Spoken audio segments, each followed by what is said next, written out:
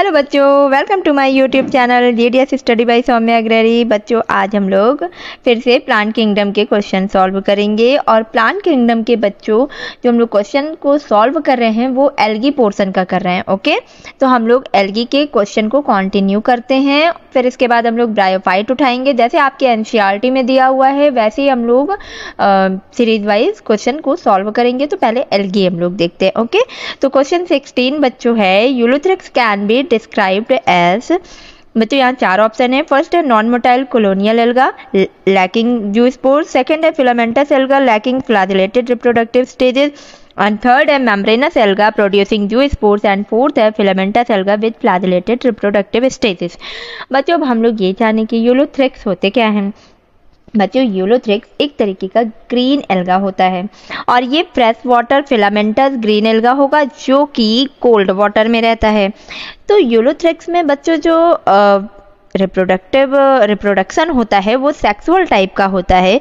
और sexual reproduction कैसा होगा? आइसोगैमस टाइप का होगा। आइसोगैमस का मतलब ये होता है कि ये दो morphologically similar motile flagellated male and female gametes होते हैं। ठीक है, मतलब दो अलग अलग फिलामेंटस होंगे, दो अलग अलग फिलामेंट होंगे, उससे flagellated male and female gametes होगा और वो मॉर्फोलॉजिकली सिमिलर होगा। ठीक है, और मोटाइल होते हैं। ठीक है, तो हमारा जो ऑप्शन है 16 का वो D option is the correct होगा। ओके, तो अब हम लोग जान गए हैं कि ये फ्लैजिलेटेड होते हैं और मॉर्फोलॉजिकली सिमिलर होते हैं। ओके, ठीक है, तो 16 का डी ऑप्शन करेक्ट। अब हम लोग नेक्स्ट क्वेश्चन बच्चों देखते हैं। 17 क्वेश्चन भी बच्चों यूलोथ्रिक्स का है, तो आइए देख। यूलोथ्रिक्स फिलामेंट्स प्रोड्यूस 4 ऑप्शन है, आइसोगैमेट्स, एनाइसोगैमेट्स, हेट्रोगैमेट्स एंड बेसिडियोस्पोर्स। अभी हम लोगों ने बात किया था कि यूलोथ्रिक्स फिलामेंट क्या प्रोड्यूस करेगा? आइसोगैमेट्स। ठीक है, आइसोगैमेट्स अलग अलग फिलामेंट से ये आएंगे और कम से कम 8 से 32 आइसोगैमेट प्रोड्यूस होते हैं मदर सेल से। ओके, फिर ये जब दो डिफरेंट फिलामेंट से जब गैमेट्स आते हैं तो वो फ्यूज होते हैं और डिप्लॉयड जाइगोट बनाता है। तो 17 का ऑप्शन कौन सा होगा? A is the correct isogamete. अब हम लोग 18 क्वेश्चन देखते हैं बच्चों। An alga very rich in protein is. बच्चों इसमें 4 ऑप्शन है। फर्स्ट है Spirogyra, Ulothrix, Oscillatoria and Chlorella. तो ये सभी को पता है कि सबसे ज़्यादा प्रोटीन किस एल्गी में मिलती है, तो वो मिलेगी क्लोरेला में। ओके, तो क्लोरेला में जो प्रोटीन होती है काफ़ी रिच होती है। और बच्चों जब ये क्लोरेला को ड्राई किया जाता है तो उसमें कम से कम 45% आपको प्रोटीन देखने को मिलेगा और भी एसेंशियल इसमें न्यूट्रिएंट्स देखने को मिलेंगे। ओके, तो इसका जो 18 है वो 18 का D option is the correct, chlorella. अब हम लोग नेक्स्ट क्वेश्चन देखते हैं। 19 क्वेश्चन बच्चों। Brown algae is characterized by the presence of. 4 option है, फाइकोसाइनिन, फाइकोइरिथ्रिन, फ्यूकोजैंथिन, हेमाटोक्रोम। तो बच्चों ब्राउन एल्गी में क्या प्रेजेंस होता है ये तो सभी को पता है, वो है फ्यूकोजैंथिन। फ्यूकोजैंथिन जो है बच्चों वो येलो ब्राउन कलर का होता है, ब्राउन पिगमेंट होता है, जिसकी वजह से एल्गी किस कलर की दिखती है? ब्राउन कलर की। ओके, और बच्चों फाइकोसाइनिन, फाइकोइरिथ्रिन, फाइकोबिलेन से ये सब रेड एल्गी के में मिलता है। तो इसका जो 19 का आंसर होगा बच्चों वो C option is the correct answer. Okay, और बच्चों जब कोई इजी क्वेश्चन आए तो आप ये ना सोचिए कि ये तो इजी है मैं कर लेता हूँ। ये क्वेश्चन बार बार रिपीटेड इसलिए मैं करती हूँ, या बार बार रिपीट नहीं होता है, अलग अलग तरीके से पूछा जाता है, तो इसे आप बार बार सॉल्व करेंगे माइंड में उतना ही स्टेबल होगा टॉपिक। ओके, और बार बार इस तरीके से आपका रिवीजन भी हो जाएगा। तो हमें क्वेश्चन को बहुत सॉल्व करना है। ओके, बहुत ज़्यादा क्वेश्चन सॉल्व करेंगे। जब आप MCQ बहुत लगाएंगे, बार बार लगाएंगे, तो वो एक तरीके से रिवीजन होता है और माइंड स्टेबल होता है उस टॉपिक को लेके। ओके, अब हम लोग आगे का क्वेश्चन नेक्स्ट 20 क्वेश्चन है, blue green algae belongs to. तो बच्चों पहले तो हम ये जानेंगे ब्लू ग्रीन एल्गी के कैरेक्टर क्या क्या है। बच्चों ब्लू ग्रीन एल्गी को हम साइनोबैक्टीरिया भी बोलते हैं। ओके, और ये लार्जेस्ट ग्राम नेगेटिव बैक्टीरिया होता है। ओके, एरोबिक होगा, फोटो ऑटोट्रॉपिक होगा, नाइट्रोजन फिक्सिंग होगा और सिंपलेस्ट क्लोरोफिल कंटेनिंग थैलोफाइट्स या प्रोकैरियोट्स होते हैं। ओके, ब्लू ग्रीन एल्गी क्या क्या होंगे?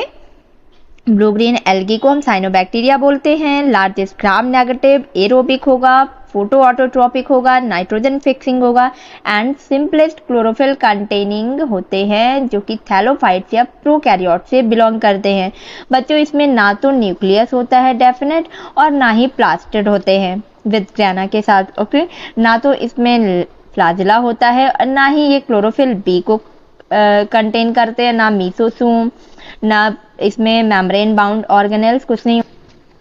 इसमें बच्चों 70S टाइप का राइबोसोम होता है। ओके, तो हमें जो 20 का आंसर होगा वो कौन सा आंसर होगा, किससे बिलोंग करता है, ये प्रोकैरियोट से। तो B answer is the correct. अब हम लोग नेक्स्ट क्वेश्चन 21 क्वेश्चन बच्चों देखते हैं। 21 क्वेश्चन है the absence of chlorophyll in the lower most cell of Ulothrix सोच।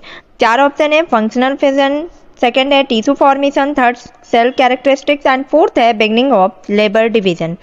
तो बच्चों जो यूलोथ्रिक्स है, यूलोथ्रिक्स एक एडवांस्ड एल्गा है जिसमें 3 तरीके की सेल्स होती है। पहला आप डायग्राम देखोगे तो जो ऊपर की सेल होती है ग्रीन डोम शेप्ड, वो एपिकल सेल होगी। फिर बीच में इंटर कैलरी सेल जो कि ग्रीन कलर की होगी एंड तीसरी होगी बेसल नॉन ग्रीन सेल जिसे कि होल्ड फास्ट कहते हैं। ओके, होल्ड फास्ट मतलब कि बेसल सेल।